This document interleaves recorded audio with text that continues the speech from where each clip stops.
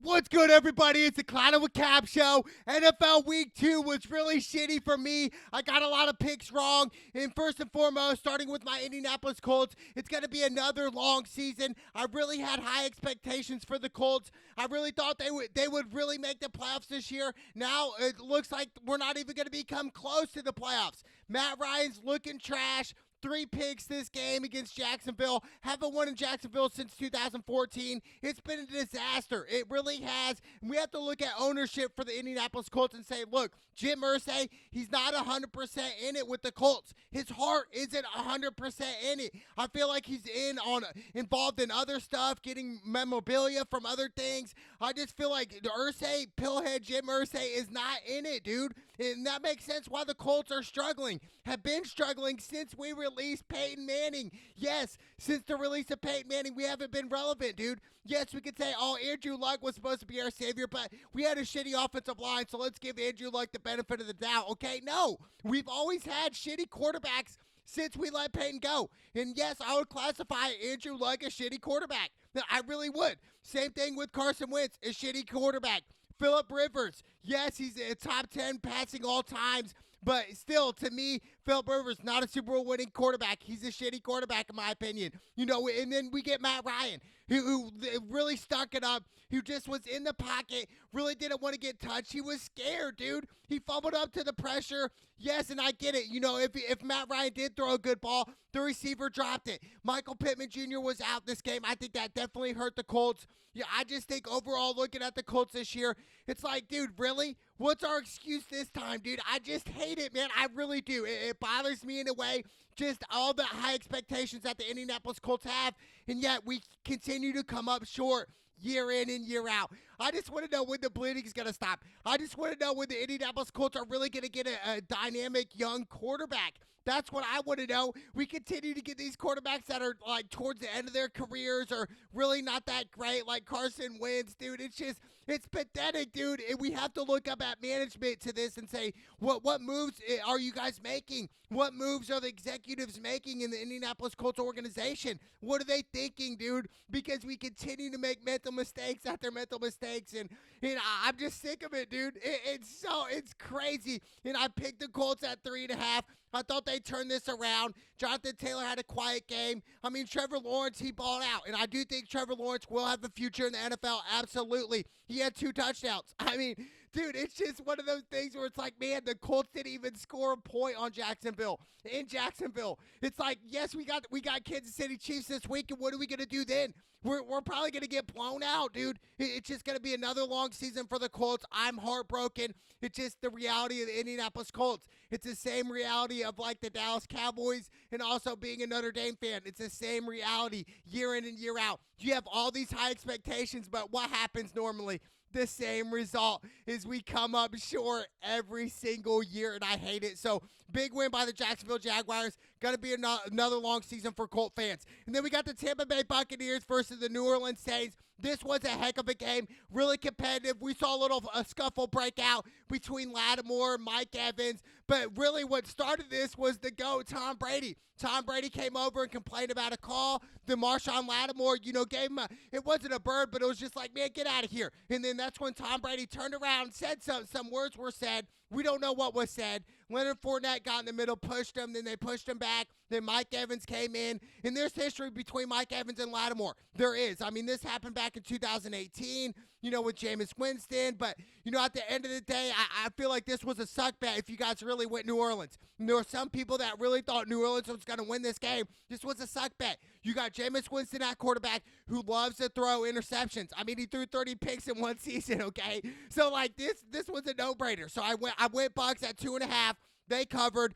Tom Brady got the job done. It was a slappy first half. It really was. But the tempers were flared. This kind of reminded me of a playoff game. It really did. But Tom Brady came to play, 1 touchdown. Fournette had a quiet game.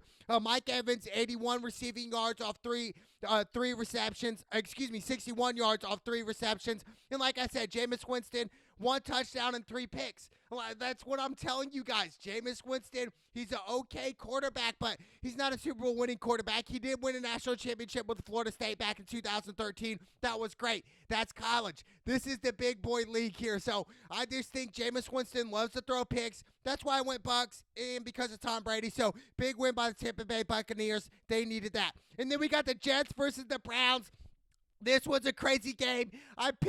Originally I picked the Browns. Then I was thinking, man, what if the Jets happen to get up the upset? Because they do have Joe Flacco. He's still a pretty decent quarterback right now. And what happened? They did. They came back against all odds. They got the onside kick to even get it in a game, dude. And really, Joe Flacco, 4 touchdowns, over 300 yards passing. He was all over, dude. And really, Joe Flacco was the reason they really got there. And then Garrett Wilson, anyone that has Garrett Wilson in their fantasy, you guys snapped off 102 yards receiving and 2 touchdowns. It was crazy. And then Amari Cooper had 101 yards receiving and a touchdown for the Browns. But the Jets came back, they battled back, scored, and then got the onside, then scored again with Flacco. It was awesome. I mean, this was the first time, I believe, since 2011 that the Jets, the Lions, won in the same week, dude. The Jets, Lions, and then there might have been another team in there as well. It might have even been, that's crazy though. The Jets and Lions winning in the same weekend, that just doesn't happen that much. It really doesn't happen that often. It's iconic. It's great for the NFL. It just goes to show you that the Jets and Browns, man, it's crazy. Or excuse me, the Jets and Lions, they've sucked for so long, yet they've won this week, which is crazy. And speaking of the Lions, they beat the Washington Commanders. This game was pretty good, but really the Lions controlled it. They really did. Jared Goff, 4 touchdown passes, really snapped off, dude, for the Lions. I mean, I love it. And then Carson Wentz, 3 touchdowns, 1 pick for the Washington Commanders. It just wasn't enough. They just didn't do enough. St. Brown for the Lions. He had 116 yards receiving and 2 touchdowns, also 68 yards rushing. He was everywhere, and really this was a huge win for the Detroit Lions. I honestly didn't think the Detroit Lions would win, but if I really did my research on the Lions and say, wow, they lost in overtime last week against the Philadelphia Eagles. We saw the Philadelphia Eagles win soundly against the Minnesota Vikings last night on Monday Night Football, so it would make sense, right? It would make sense to go Lions. I was definitely a mess-up pick by me, but shout out to the Detroit Lions getting the job done, and the New York Jets, man. Shout out to them, dude. One time for the one time. And then we got the Carolina Panthers versus the New York Giants. I went Giants in this pick. I like this pick. Why did I go Giants? Because of really Saquon Barkley. The way he's playing this year, it makes me think he's hungry. He's back to where he was even when he came into the NFL at Penn State. This was awesome, dude. And I think, Saquon Barkley kind of had a quiet game. 21 carries, 72 yards. Daniel Jones, 176 yards passing and 1 touchdown. Baker, just 1 touchdown as well. For me, Baker's not the guy. Baker is a backup quarterback at best in the NFL. I just think the Carolina Panthers, if they're going to stick to Baker the whole season, it's going to be a long season, and they might squeak into the playoffs. Who knows? I think, we saw flashes of old school McCaffrey, over 100 yards rushing off 15 carries. It really, that's who their offense is McCaffrey. So you got defenses putting 8, 9 in the box to stop McCaffrey. That makes sense here because what else you gonna do? You gonna throw the ball, 50 yards with Baker? Come on, dude. I told you he doesn't really have a good long ball. So to me, that's why I went Giants, man. So Giants, big win by the New York Giants. And then we got the New England Patriots versus the Pittsburgh Steelers. I went Patriots at 2. They covered barely. They won by 3. And this, why did I go Patriots? Well, because TJ Watt is out. I think TJ Watt being out on that defensive presence is a huge loss for the Pittsburgh Steelers. And that's why ultimately I went New England Patriots. I really did. And Mac Jones, he had 1 touchdown, 1 pick. I still believe that Mac Jones will be, benched at one point in the season. I just don't think Mac Jones is that guy. I want to see Zappe come in and get his touches and really get an opportunity because there's a reason the New England Patriots drafted Zappe. There's a reason behind all this. So I do think he will get his opportunity here and there to start off. And then you have Damian Harris. He had 15 carries, 71 yards, and a touchdown. He balled out as well. I just think overall the Patriots were on it more than the Pittsburgh Steelers. And I just was never really a fan of Mitch Trubisky. I'm not really sold on Mitch at all. If you want to win in the NFL, you got to score more than 14 points here. You're playing against the Patriots. You got to score and come down and score a touchdown. They failed to do that. Najee Harris, 49 yards. I just think overall the Pittsburgh Steelers still got to get better offensively because right now they're trash offensively. They've been trash for the past couple years, even when Big Ben was towards the end of his career. So I think, Mike Tomlin's going to turn that program around offensively and get back to the basics. And then we got the Miami Dolphins versus the Baltimore Ravens. I picked the Ravens at 3.5. They were up by 21.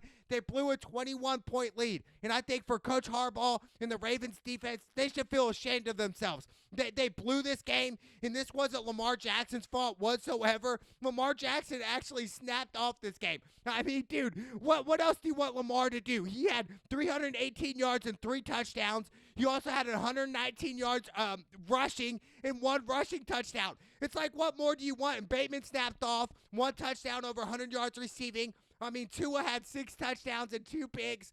Tyreek Hill was balling out, 190 yards receiving and 2 touchdowns.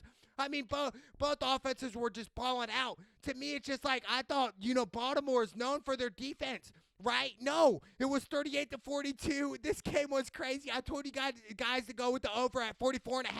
That made sense to me to go with the over, but I just think 2 of 6 touchdowns. I mean, crazy, dude. He did have 2 interceptions. I feel bad for Lamar because really, who do they have besides Lamar Jackson on the Baltimore Ravens? Without Lamar, they get beat 42-0, and that's it. It's a shutout game. I just think, what help does Lamar have in Baltimore right now? It's going to be a long season, but I still believe in Baltimore. I still believe they'll turn it around defensively and figure out the pieces. But huge win by Miami Dolphins. Starting off the season 2-0, dude. I mean, that's huge to me, dude. They got a huge game next weekend at home against the Bills. That's going to be great. But big win by Miami. For Baltimore, I want to see their defense play a lot better than what they did. And then we had the Atlanta Falcons versus the LA Rams. Atlanta Falcons, bro, they were down 28-3. We remember that score, right? When they were at 28-3 against New England and the Patriots back in 2016. That was crazy, right? They blew that. But anyway, Atlanta came back this game. They came back, battled back. The final score was 27-31. The Rams, they closed it out, but I just think the Rams just let off the gas. And the Rams cannot do that if they want to repeat as champions. You can't let off the gas. Marcus Mariota, 2 touchdowns, 2 picks.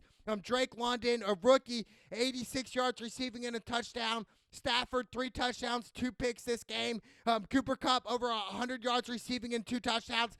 Cooper Kupp, best receiver in the league by far. I mean, without Cooper Kupp, the Rams, they're nowhere near as good as they are. So I think he's the X factor, obviously, offensively. Now, defensively, shout out to Jalen Ramsey getting that pick in the end zone. Hey, he bounced back. It was a bounce-back game for Jalen Ramsey. After getting cooked by Diggs in week 1, he bounced back, got that nice pick. Now, the Rams, they won. But obviously, I went money line on this pick, but the Rams were 10-point favorites. They didn't cover, but the money line hit. I hit that. Big win by the Rams. They got the job done. And then we got the Seattle Seahawks versus the San Francisco 49ers. I went Seattle originally, then I changed it to San Francisco. Thank God I did, because I really thought Jimmy G would get some touches here. He did. Trey Lance got hurt. Jimmy G got in, brought the team to victory, and really, I hate to say it, but I think Jimmy G right now is a little bit better fit than Trey Lance right now. Jimmy G, 154 yards passing and a touchdown. I just think overall, Geno Smith, 1 pick. Seattle really doesn't have a true quarterback. It's going to be a long season for Seattle. They will not make the playoffs this year. Whereas the 49ers, they can make the playoffs. And I think it starts with Jimmy G. I think he's a leader. He has a lot of experience here. And to teach more Trey Lance, he can develop more. Hopefully his injury isn't too bad. But I just think Jimmy G's a better fit right now for the San Francisco 49ers this season. I really do. So, big win by the 49ers. And then we got the Cincinnati Bengals versus the Dallas Cowgirls. Hey, shout out to the Dallas Cowboys, though, on the real note. Straight up, I did not see this victory coming. They got the job done. Hit the game-winning field goal as time expired. I think Cooper Rush, he did what he needed to do. Did not too much, nothing crazy, but 235 yards passing and a touchdown. Whereas Joe Burrow, he had 199 yards passing and 1 touchdown.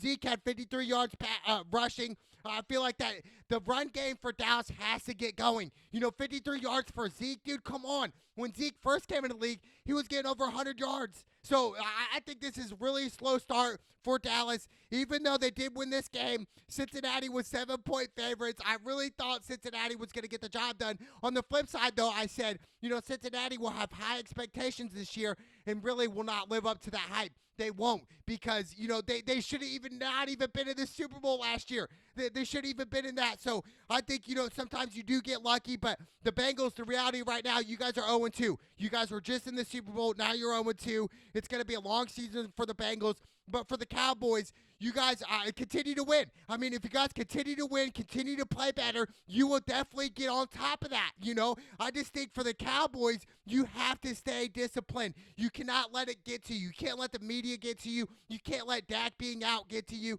You have to continue to win the games that you're supposed to lose, just like this game. So big win by the Dallas Cowboys. What a freaking win. And then we got the Houston Texans versus the Denver Broncos.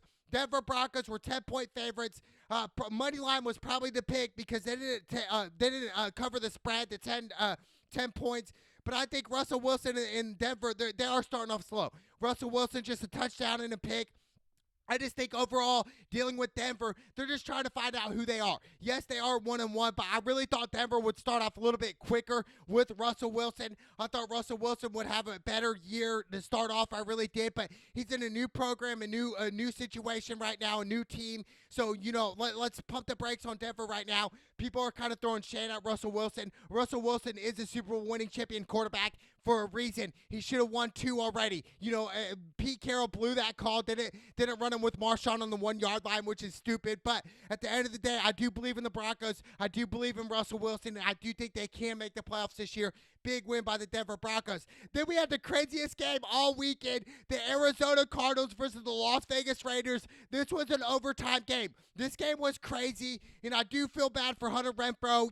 In overtime game, he got lit up, fumbled the ball, they scooped and scored, and it was Brian Murphy Jr., 59-yard fumble return for the game. And Arizona won this game. Arizona was 5.5-point dogs this game. This was crazy, and really, the Raiders should have won this game. They should have won it in the fourth quarter. They made some mental mistakes. Derek Carr, 252 yards and 2 touchdowns.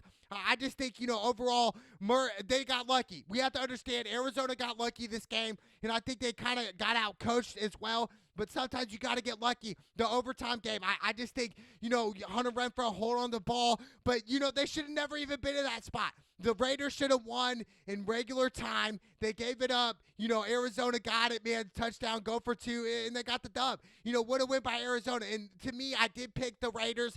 I just thought this game is going to be so close. It's a division game. They know each other so well. It's going to be a coin flip, and it was. Arizona came on top. This was the craziest game all weekend. Big win by Arizona. Kyler Murray, 1 touchdown, 1 pick. Huge win by the Arizona Cardinals. And then we got the Chicago Bears versus the Green Bay Packers. I told you guys go Green Bay Packers all day. Aaron Rodgers is now 23-5 against the Chicago Bears all time. This was probably the lock pick of the weekend for me. I just thought, yes, the Green Bay, Aaron Rodgers start off slow in week 1. They did last year. They got blown out. I just think this year, this is a different team, right? I think they need more pieces for Aaron Rodgers long term this year. But Aaron Rodgers, typical Aaron Rodgers game, 2 touchdowns, 234 yards passing. Aaron Jones, 132 yards rushing and a touchdown. Sammy Watkins, 3 receptions, 93 yards. And it was all Green Bay. I think Justin Fields, really a quiet game, only 7 for 11 with 1 interception. I think the Bears, it's going to be a long season for you guys. You guys did get a week 1 big win, but I just think for Green Bay, Aaron Rodgers, this style right here. They know each other, Green Bay, Chicago, a great rivalry. I just think overall, this was an easy pick for me, the easiest all weekend. I love this pick. Shout out to Aaron Rodgers and Green Bay. What a win by you guys. And then we had the Monday night game, the Tennessee Titans versus the Buffalo Bills. I went Tennessee originally because I thought it would be a lot closer. This was a dumb pick. It was all Bills, and this makes sense that the Bills are the real deal. They are, and it makes sense why Vegas has them as preseason favorites to win the Super Bowl. Josh Allen is no joke. He's a dog. 4 touchdowns, 317 yards passing, whereas Ryan Tannehill had 2 interceptions. That's not cutting it. And I always said, Tennessee Titan fans, Ryan Tannehill is not your quarterback. He hasn't been your quarterback since 2 years ago, dude. I told you guys back in 2020, 2019 that Ryan Tannehill's not a good quarterback, dude. He's not. He's not a Super Bowl winning champion quarterback. I think Tennessee should release him, trade him for somebody else. I really do believe that, dude. It just wasn't enough, dude. But it was all Stephon Diggs for the Buffalo Bills.